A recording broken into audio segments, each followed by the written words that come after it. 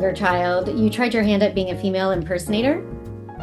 Yeah, that I did. I mean, I was the best female impersonator until my voice changed, you know? It was really just about kind of duplicating the mannerisms and the voice of these women, because I was obsessed with them, as any young gay person is, right? Like I was obsessed with Streisand and, you know, Dusty Springfield and Dionne Warwick, and I could really make myself sound like these women. And I could really, and so, you know, it was a very strange thing in 1978 for this person to be standing in the driveway doing Liza impersonation, you know. I mean, let's put it this way, it was not a source of pride for the Mizrahi family.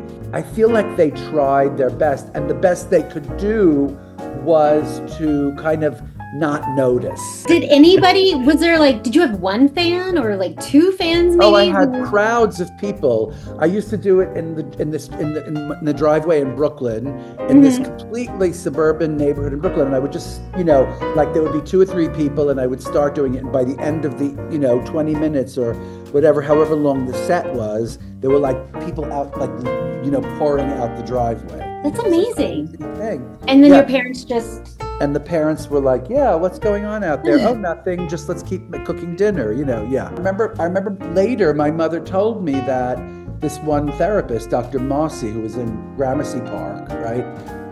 Right there, Gramercy Park. I used to go to Gramercy Park, you know, once a week. I would take out of yeshiva in Brooklyn and driven to Gramercy Park in the city and go to this lady. And years later, my mother said, well, I said, I'm gay, you know, and I came out to her when I was 18 or whatever it was, 17 and a half. And she said, no, you're not gay. And I was like, darling, I'm gay. And she was like, well, Dr. Mossy, when you were in first grade, second grade, I asked her and she said you were not, you know.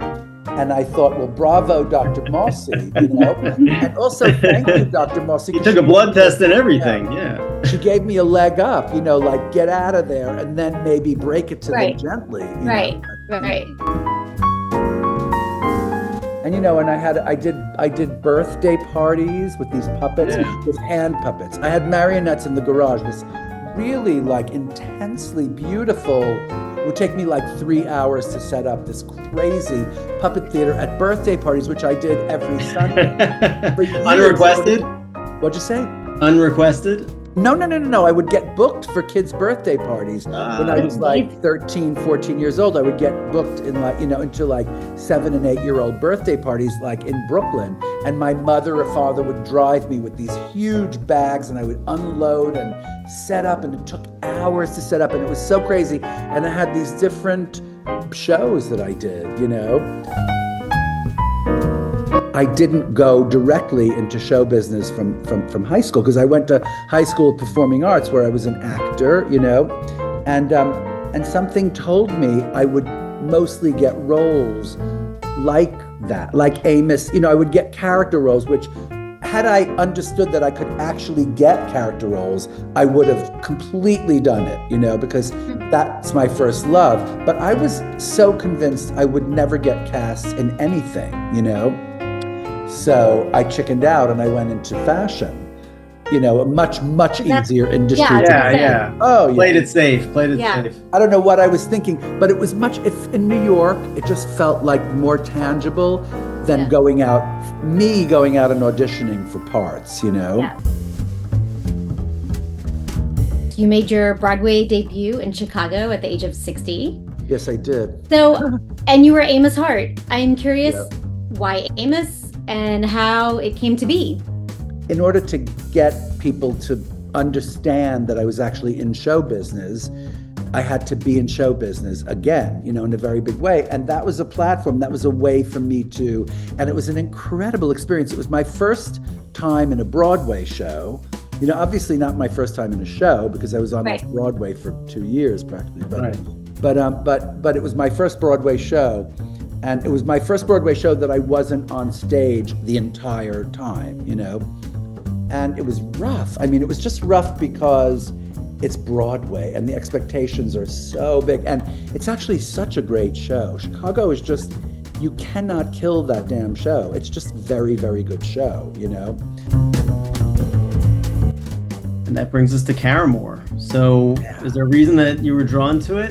In Caramoor, you kind of know, I think, that you're going to have a pretty much supportive, very, very smart East Coast, audience that has the same kind of value system, the same seasonal idea of what summer and winter. It's like I think the tri-state area is all on the same kind of wavelength,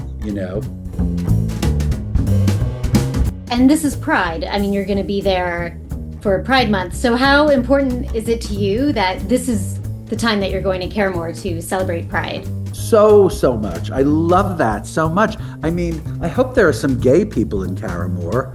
There are. Are there some gay people? Yeah. Okay, right. Yeah. But so I think that's, and also just the fact that it's outdoor. It's just, I do like an outdoor. I did 1 or 2 outdoor venues and it's so fun and crazy. There's a little sort of element of insanity that takes place outdoors. How should we dress for this?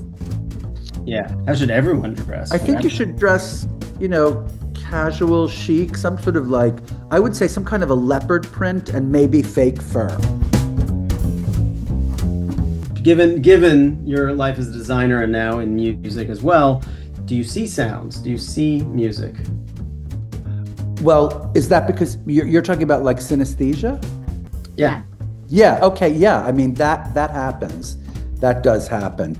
Mark Morris, the great choreographer, Mark Morris, he's my best friend, and I work with him sometimes.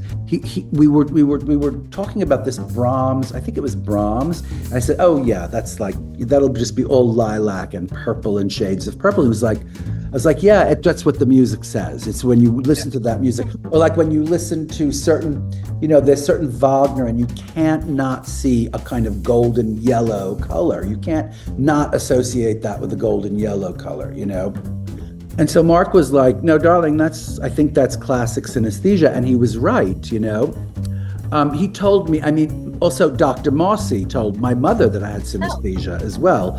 And it was related to the inner ear. But I always thought of it as this kind of uncomfortable, it was another thing that made me different and strange. Yeah. But now I see it as a real gift, If your show had a warning label, what would it say? Be prepared to cringe and then be really pleasantly surprised. But definitely cringe, And I totally understand that. It's like I come out and I'm singing and people in the audience going, oh no, this can't be. And then it's really good, I'm telling you that. So it's a cringe first, oh no. And then it's like, wow, that's really good. And the music is good and the musicians are good and it's funny and it's good.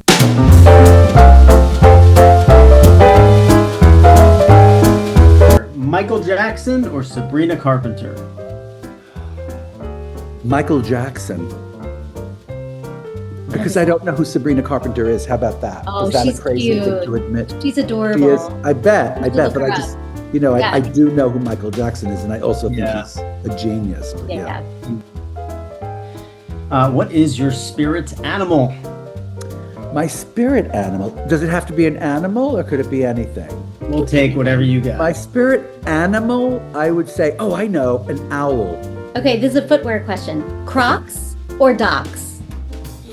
Crocs. Unusual or surprising musical collaboration that you would want to do? I don't know. I would love to collaborate with Streisand. I would love to collaborate with, Liza. I would love to collaborate with Patti LuPone. There's a million people I adore, So, there's no surprise. Is Snoop Dogg in there somewhere, or Jay-Z? Oh, well, that's a whole other, excuse me, that's right. There's a whole other world out there. Oh, I know, Billie Eilish. I would love to collaborate with Billie Eilish. Oh my God, I love Billie Eilish. We almost asked you Michael Jackson or Billie Eilish. Really? Yeah. I'm going to say Billie Eilish because I love her. Actually cover 2 or 3 of her songs, and I'm probably going to do one in... Good. Yeah. Shake Shack or filet mignon? Shake Shack. Because you can get a veggie burger at Shake Shack. Yeah. There you go. Even though I eat meat, I just can't face steak. I can't face it. Yeah. I understand. I have to have someone else eating a steak and then I take a bite and that's all. Yeah. Best crooner? Oh, best crooner of all time. Crooner. Well, I mean, say what you want about Bing Crosby, and say what you want about Sinatra, but I think it's Sinatra. Instagram or TikTok? Instagram. Superhero power you wish you had. I would love to fly. That would be hot, right? To be able to fly over traffic and just fly yourself to Paris and not have to deal with like customs and TSA. Would be incredible. What's on your rider? What's on my rider? How about like rosé spritzer? Because I'm such a that's what I drink. I drink rosé spritzer. I mean, really? Do you need it in like a specific glass? I like stemware, and large stemware. I don't like a small little, no. Yeah. Eye contact is permitted? Eye contact is encouraged. Thank you so much. With 2 minutes to spare. All right. Well, I'm off. Thank you, Bye. Isaac. Thank you. Bye. Thank you.